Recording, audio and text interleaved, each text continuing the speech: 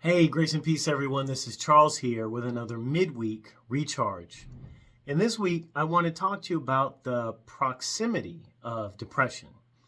And what I mean by proximity is, kind of exactly what you think is how close it is, how nearby it is.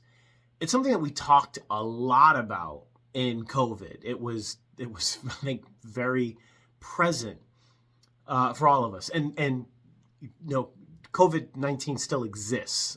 People are still testing positive, and it's still out there. We're not in a pandemic anymore, but it's still a very real thing.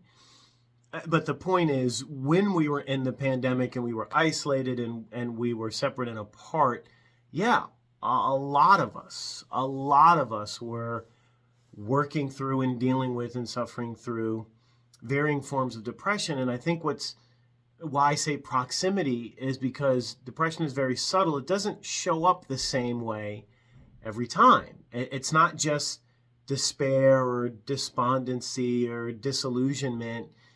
It can be irritability. It can be worrisome. You can be very tired, or you can be,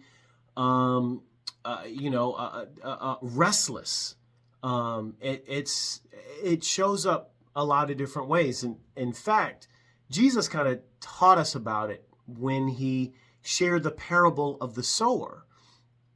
And what's really powerful in this story is that Jesus kind of represents the different ways that depression can show up. When he talks about the sower sowing seed and just sort of throwing seed, and some seed fell by the wayside and it was snatched up by birds. And, those are individuals that are so distracted with what they're feeling, they miss hope, they miss opportunity. And then the sower throws more seed, and some seed falls on stony ground, and there's no real earth for the seed to penetrate, and the sun comes up and that seed is burnt up. And those are individuals that are hard-hearted. They're almost apathetic.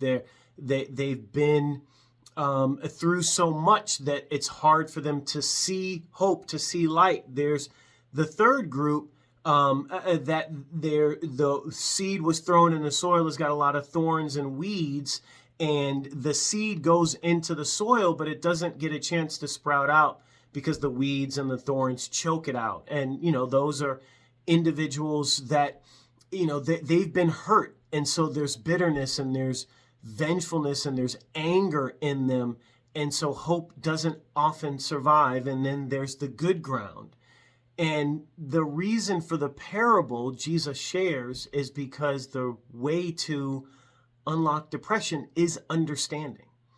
Is if you can understand, if you can get a sense that what you're going through, that who you are, that why you're here has a purpose and a reason, you can get free.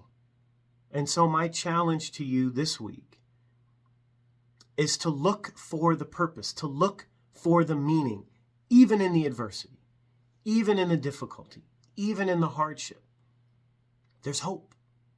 There's an opportunity to move from desperation and depression to elevation.